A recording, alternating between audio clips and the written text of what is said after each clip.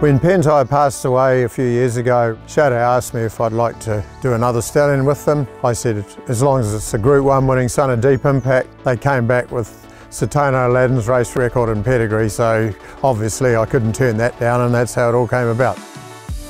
He was group placed as a 2-year-old, and then he won his lead-ups to the Derby over 2,000 metres.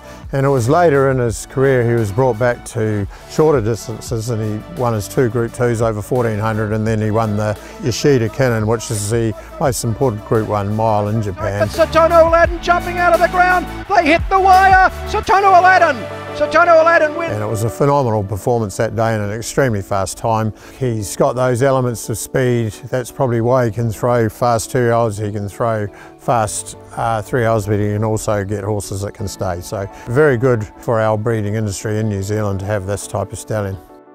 We love Satono Aladdin. I'm a great fan of the Japanese breeding empire, and with that Deep Impact blood coming to New Zealand, it was always going to work because they breed a very similar type of horse in Japan naturally, like we do in New Zealand. Just, you know, been a revelation to see Satono Aladdin click with the New Zealand mares.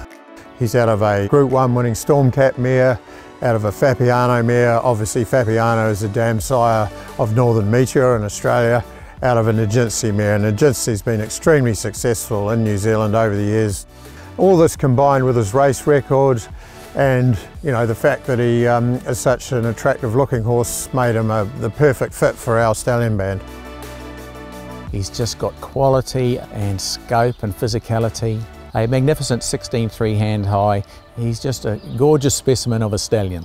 He's quite a tall, leggy horse, but fortunately he puts quality into all his stock. They're just lovely athletic horses with a lot of quality.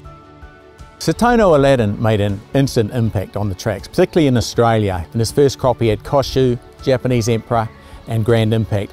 Each of them super impressive winners in Sydney and Melbourne. Beside Penny Wecker, who's a dual Oaks winner. She won the New Zealand Oaks. It is Penny Wecker, the dream's coming true here. And the Australian Oaks. It's Penny Wecker, becomes a dual Oaks winner. Penny Wecker goes on to win it by 2 lengths. For a horse to get that in his first crop is pretty phenomenal. When we bought Grand Impact, he walked into Cranbourne. He was a neat, strong colt.